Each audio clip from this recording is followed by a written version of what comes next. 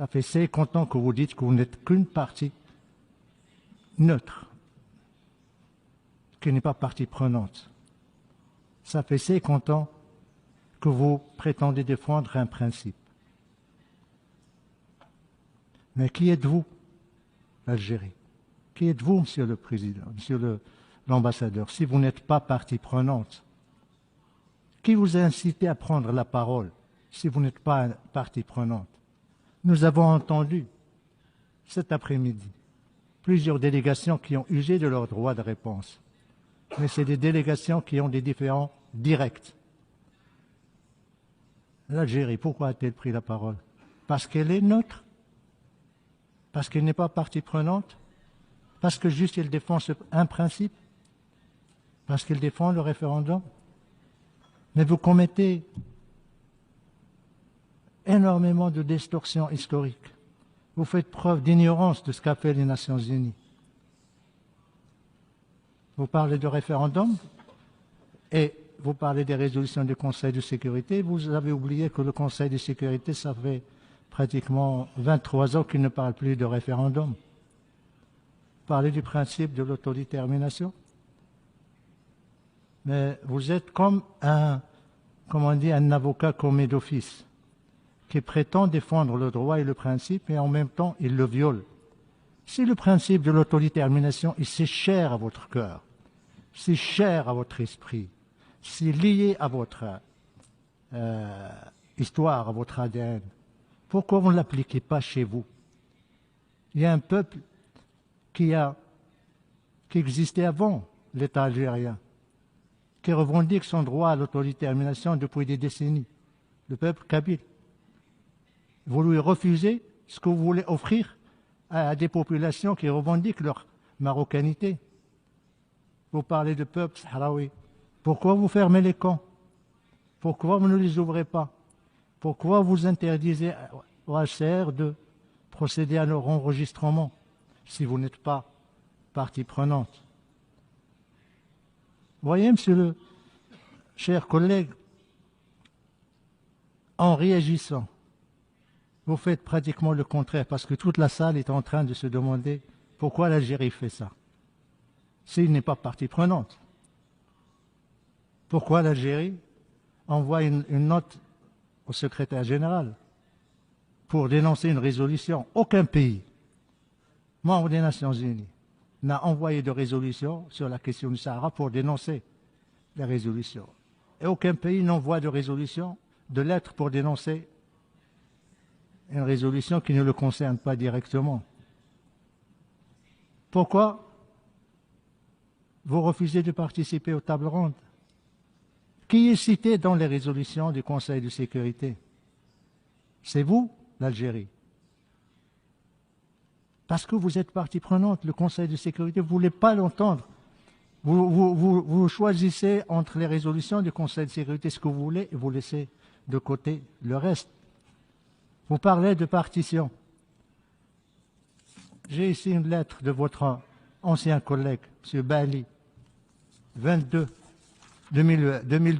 22 juillet, où il dit « L'Algérie demeure disposée à examiner la proposition concernant une possible partition du territoire du Sahara entre le peuple sahraoui et le Royaume du Maroc. » La réponse du Maroc a été le même jour, cinglante. « No, jamais de partition avec qui que ce soit, jamais de division du peuple, des populations du Maroc, de leur région du Sud. » Vous distorsionnez l'histoire et vous voulez paraître comme une partie qui n'a pas d'intérêt direct, mais vous êtes concerné, vous êtes responsable.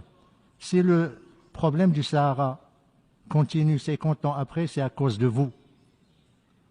Et vous continuez toujours à prétendre que vous n'êtes rien, vous n'êtes pas responsable, vous n'avez rien à faire. C'est les Nations Unies. Mais les Nations Unies vous disent, venez aux tables rondes. Pourquoi vous ne venez pas? Les Nations Unies adoptent des résolutions, vous les rejetez.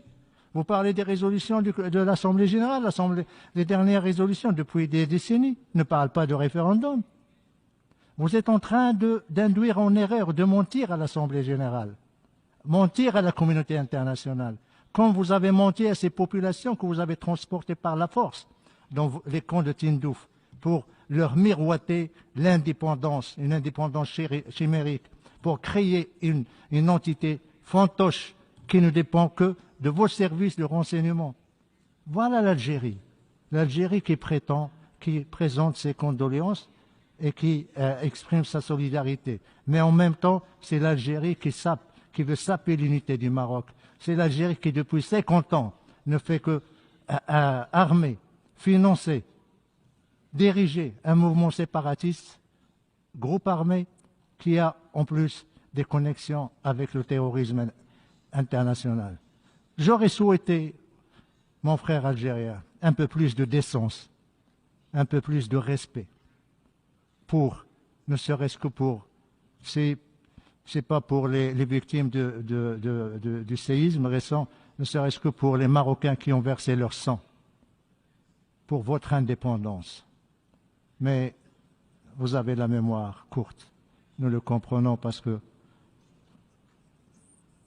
il n'y a pas de principe chez vous.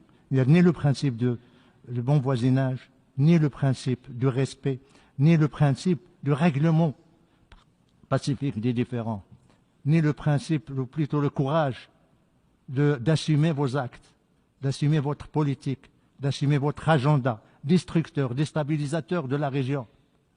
Voyez autour de vous, qu'est-ce qui se passe? La déstabilisation totale, l'instabilité. La seule frontière qui est stable, c'est le Maroc. Le seul pays qui est stable, c'est le Maroc. Les villes dont vous parlez, nous avons la prétention de dire que le Sahara est un paradis. Oui, un paradis meilleur que les villes en Algérie, où les gens font la queue pour le blé, pour les bananes, pour le lait, pour la farine. Voilà l'Algérie qui dépense des milliards de dollars pour armer un groupe séparatiste, mais qui affame son peuple. Lisez le rapport de l'envoyé de l'expert spécial sur la liberté de rassemblement qui vient de publier son rapport il y a une semaine après sa visite en Algérie, où il décrit la limitation de liberté de mouvement, les emprisonnements, les accusations fallacieuses contre les militants du Hirak. Voilà l'Algérie, voilà la liberté dont vous parlez, voilà l'autodétermination que vous voulez. Laissez votre propre peuple s'autodéterminer avant de revendiquer l'autodétermination aux autres. Quant au Maroc, le Maroc il est dans son Sahara, il le restera jusqu'à la fin des temps. Regardez le Sahara, le progrès et le développement du Sahara. Nous construisons, nous consolidons l'état de droit, nous permettons à tous les Sahraouis, même ceux qui étaient chez vous, maintenant ils gèrent des régions. Les ex du Polisario gèrent des régions, participent à l'exploitation des ressources, à l'état de droit, à la vie politique, économique, culturelle de la région.